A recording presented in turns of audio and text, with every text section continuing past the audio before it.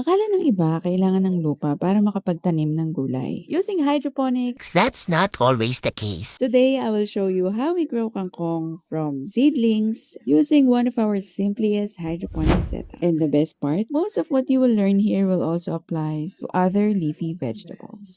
This is part 1 of our growing your own vegetables at home.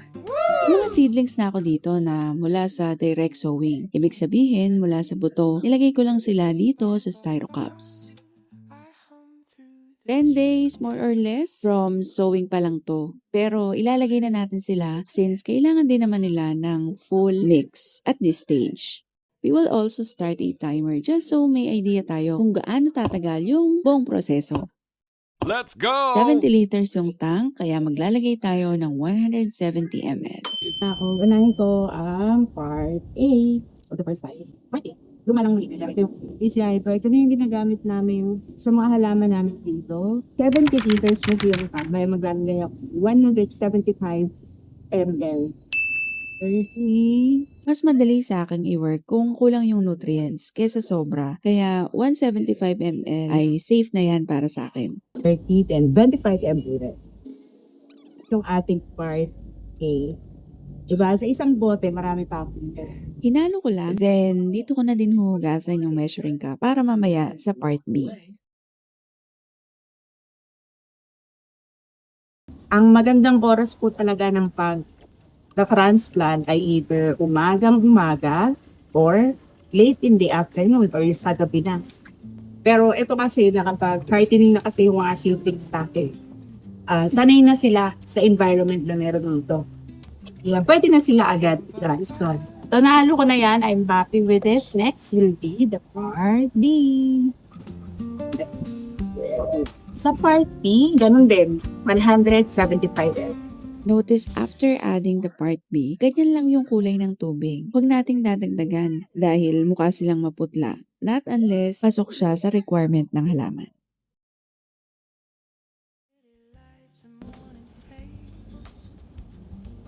Hinugasan ulit pa. This is not fully mixed yet, no? Hindi ko pa siya nahalo. Pero nakita nyo, nagpalit na siya ng kulay. Ngayon, nahaluin ko naman siya. Nagayin ko naman, i-test ko ang kanyang PC. Ang easy meter naman ay para matest natin kung tama ba yung nilagay nating dami ng nutrient solution. 1,700. Happy na ako dyan. Check natin yung pH. Ito sa pH meter, actually may pen din po siya. Para sa akin kasi mas straightforward yung mga ganitong papers din. At hindi ka na rin mag-worry kung kailangan pa siyang i-calibrate every now and then. Kumuha lang ako ng cup kasi mas mabilis kong nakikita yung kulay. Nakita niya? I hope nakita niyo, no? Kulay green siya. Ngayon, ang gusto natin gawin ay mapunta siya sa yellowish. Ngayon natin na kulay nun sa pamamagitan ng paggamit ng pH down. Yung kanina dahil nahugasan ko na, yun na lang din yung gagamitin dito. Kung may pH down, meron din pong pH up solution. Katulad ng nutrients, mas okay para sa akin na unti-untiin to kaysa sumobra sila.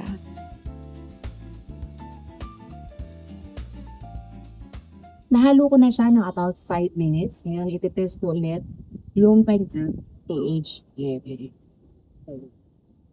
Nakita niyo po, naka-green siya. Tanong na. Ngayon, test natin. Oh, nag-change lang siya ng konti. Konti lang. Dagdagan natin. Tapos i-wipe ko lapit para mawala yung kanina.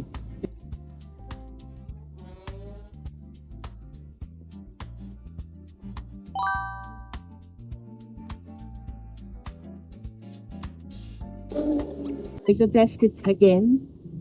Okay, let's see. Kapag nasa yellow na siya, test. Yay! Nasa yellow na siya. Dahil nag-yellow na yung paper strip, ready na yung ating mixture para sa mga halaman. So from green, kumalo na siya yellow. That means, pwede na natin siya lagyan of black. This is optional, pero mas gusto kong nilalagyan ng seaweed extract. Especially ito na halos wala pang roots na nakalabas dito sa cups. Maaari kasing nag-accumulate siya dun mismo sa loob ng styro cups. Gusto ko lang siyang dagdagan at this point as poster. Ito, from yellow, magbabago yung kulay ng tubig. Naglagay lang ako ng 60 ml. I-mix ko lang to for about 3 to 5 minutes, then papatakwid ko na yung pump para makita natin yung flow sa bawat layers ng stand. Before ko pang i-turn on yung pump, naging habit ko na ding i-check yung mga connections niya. I learned it the hard way. Of course, any leak or hindi level yung flow will sure affect yung growth ng halaman. Napansin ko na may leak dito pero honestly, hindi ko yan nalagyan ng adhesive kaya ipapakita ko sa inyo yung resulta sa mga susunod na part ng video. Na fully check na natin yung buong system. Sobrang init sa labas. Pumasok muna ako habang hinihintay natin na magkaroon ng tubig yung bawat layers ng standee. Siguro that's about 5 to 10 minutes pa bago ko ilalagay yung mga seedlings. Pawis na bago ko makalimutan. We still have this timer running. 26 minutes na tayo. Nagsiset ng standee unit natin sa labas. Ipakita ko sa inyo, kanina punong-puno yung tank natin. Ngayon, nabawasan siya ng almost kalahati. It took about 5 minutes para magkaroon ng tubig yung bawat layer.